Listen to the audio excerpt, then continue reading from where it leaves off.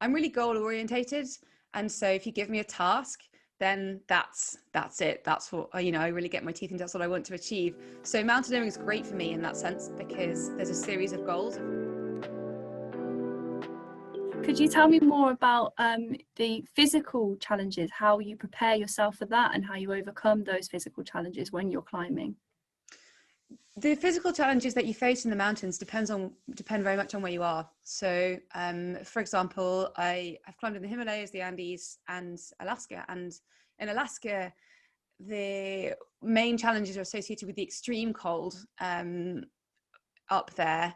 The fact that the ice starts so low, so you're sleeping on ice right from the bottom of the mountain ranges, basically. And so, for example, if you want to go climbing, if you have to walk into a mountain, you're going to be pulling a sledge. That sledge is likely to weigh close to the same weight as the person who's pulling it, not far off. And so to train for that, for example, I used to have a harness, and when I was living in Leicester, I had 3 car tires attached to the back of my harness. And I would just drag these car tires around the park in Leicester for hours, just practicing like what it would feel like and using the muscles that I would be using to pull that sledge along. Other mountain ranges like the Himalayas or in the Andes, the snow starts much higher, so there's less pulling of sledges, but there's much more weight in a rucksack. So for those, I wear my rucksack, fill it with bottles of water, and then just go for really long hikes, carrying bottles of water. I learned a really important lesson there. The first time I did it, I filled it with a load of books, the complete works of William Shakespeare, the Oxford English Dictionary, to make it heavy. But it turns out that I'm really attached to those books. And when it got really hard, I couldn't just ditch them. Whereas if you fill it with water, you can always pour the water out halfway if you find you're struggling. So lesson learned on that front. But yeah, in general, though, really high levels of fitness. So good routines of cardiovascular exercise. Your lung and heart health has to be one of the most important things. So trying to keep healthy. So you mentioned that you've explored a range of environments. Could you describe a time where you've seen the effects of global warming firsthand?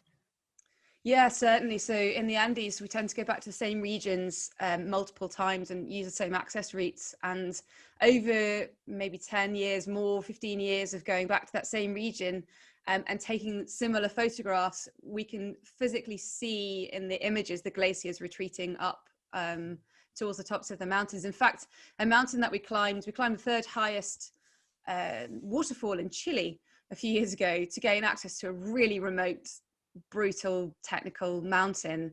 And when we got to the top of the waterfall, we found the remains of a glaciology station that had been set up decades earlier. They'd taken a helicopter, taken equipment, and been monitoring the glacier. But from the point where they had left their equipment all those decades ago, we could no longer see the glacier.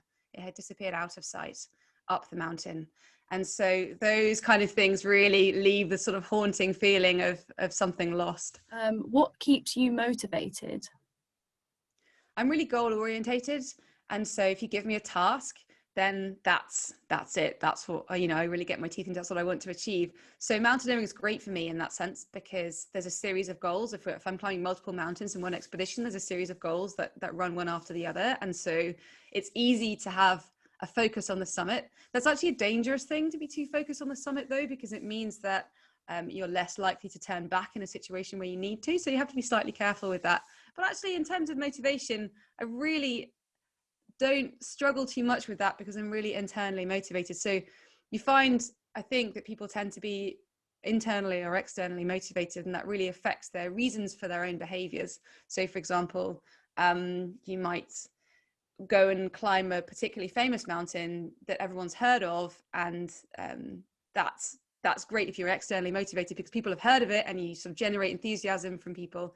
If you're internally motivated, then you have a very different outlook on the way that you do things. And so we go and climb mountains that no one's ever heard of and no one ever will hear of. And, that's fine. I don't mind. I'm not doing it for the sake of anyone else's opinion or praise or thoughts, really.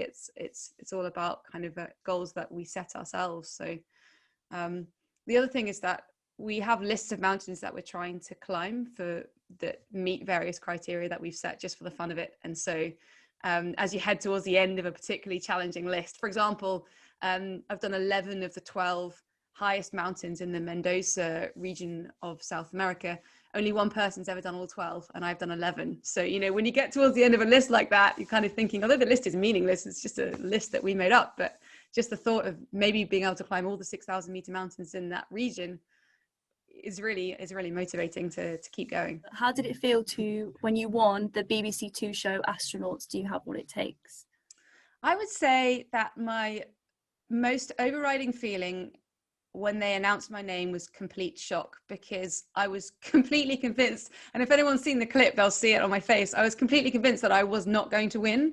And I remember thinking to myself at the very end, I was standing with my two colleagues either side of me, and I just thought, well, you know, what will you do when they announce someone's name? I'm going to turn and hug whichever person it is who's just won, because it's not going to be me, it's going to be one of these two people.